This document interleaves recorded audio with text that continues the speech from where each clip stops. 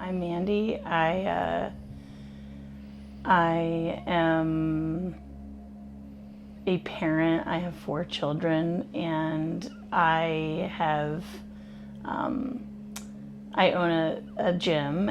So when I'm not at home parenting and running my household, then I'm managing and running this community and this facility. And I'm also a competitive athlete myself, so I also do my own training. But I've been the owner of the Resistance Gym for 5 years, and it's a really exciting, it's my life's work. So I appreciate the ability to do that and to access all kinds of diverse people, and I get the opportunity to show people who they are and what they're made of. I found out that this was my calling because I was attending Cal State East Bay, and I was going into forensic psychology. That's what I've always been interested in. And I wanted to someday work at San Quentin, and I had these great goals. And a few of my uncles were incarcerated growing up, so I always went to visitations, and I just had such like a big space inside of my heart for people who have had a really difficult life and kind of how they ended up in the places that they are. And I have this ability to see people as children. It's just kind of like how I go through the world. And so because I had that ability, I thought, well, maybe God would like me to use it in this way. And so that's what I was focusing on. And then my husband and I had the opportunity to do some foster care, and we already had two of our children, and we were fostering children. And the 4th placement that we had, he didn't go back. So we adopted him, and then we had another child, and his needs grew really extensively to the point where he needed more care than just any typical child. And so I had to quit going to school. And so I felt my world really like just go from really big and expansive to just like, I felt like I didn't even exist anymore. He couldn't go into public, and he couldn't really go to the park. Like, he couldn't go to Target. He couldn't really go anywhere. And so just I felt like I was just at my house all the time, and just with this child. And it was really difficult. It was a really isolating time of my life, and I had to drop out of school because he needed me to be there. And so I was looking for direction in my life, and the only outlet that I had was the lifting. I would go to the gym and lift for 4 or 5 hours 3 days a week. And I just fell in love with the sport of powerlifting, but at the same time, I was like praying a lot for direction as far as like, what was I supposed to do with my life? Was I just supposed to be, and I know caretaking and parenting it's really important, it's really vital, and it's a huge task, but it just didn't feel to me like that was like I had met my potential. And I just had this really uncomfortable feeling like I needed to find out what my purpose was, or what I was supposed to do.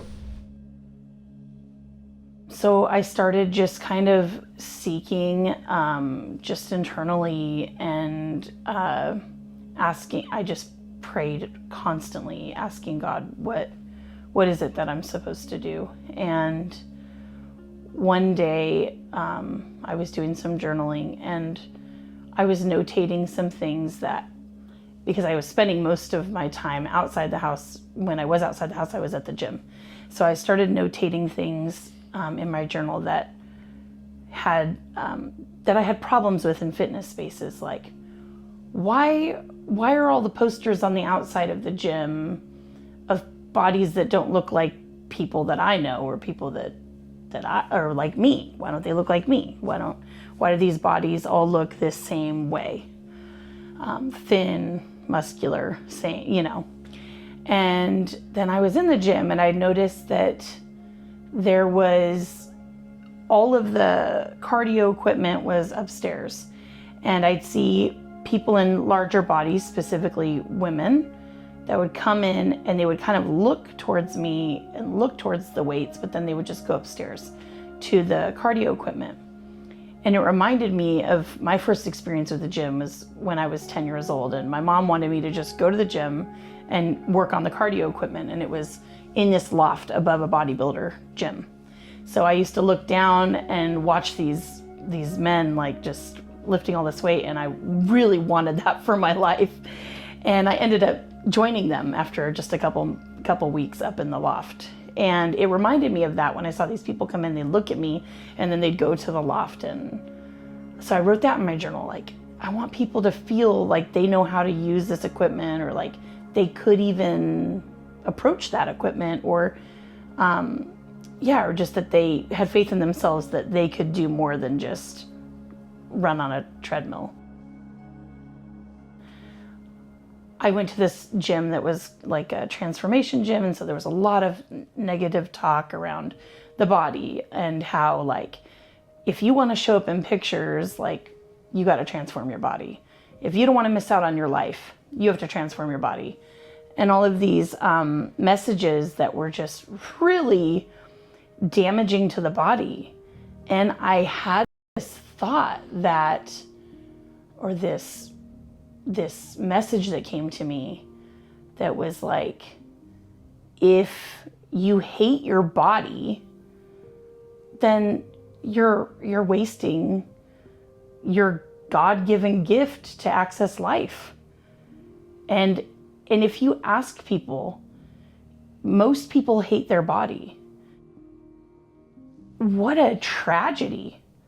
Like, this is the most beautiful gift. It gives us access to life and love and experiences and connection and thrill and sadness, and we hate it. Like, and who made the rules of how it's supposed to look? And I started just really getting curious. I have this sweatshirt that said, "Who taught you to hate your body?"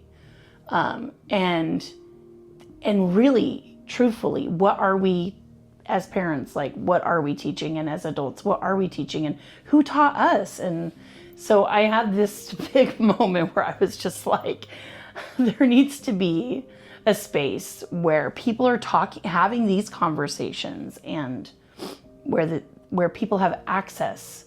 I wrote all of this in a journal, and I sat with that not even for a week. And I told Derek, I told my husband, I said, I'm going to open a gym. And he's like, what? I was driving down the road one day, like the next week, and I saw this vacancy sign, and so I called the phone number, and it was this little commercial spot. And I just went for the tour, and Derek came with me, and when I walked in, I was like, this is the spot. At that point, I really truly felt like, and I said it many times, like, my life was so full, so chaotic. I mean, I was raising 4 boys, 3 that are on the spectrum. The one that we adopted also has schizophrenia and PTSD. So life was not, I didn't have like space in life. It wasn't like, oh, I have time in my schedule for this. It was like, there is not a possibility that this can be the right move. But so it felt like riding a horse, like downhill, down a mountain. And I just was like hanging on. And I even said to God, like, if you want this to be done, then I'm going to do what I can, but it really needs, I need a lot of help. It needs to really just move. And that's how it felt. Like, I made a call, and then it just boom, boom, boom, boom, boom, just rolled out. And then I'd drive to pick up a piece of equipment. And when I'd get there, the guy would be like, oh, and I have all this. And it was just like, it just happened like that so effortlessly. Like, yes, I hardly slept and I was very stressed out. I was. But every step along the way, if I made an effort, the effort was multiplied by 10, by 100. I feel like, when God has a mission for you, like, you can either say yes and be brave, or you can say no. And I literally just said yes. And so that's how this whole idea came to be.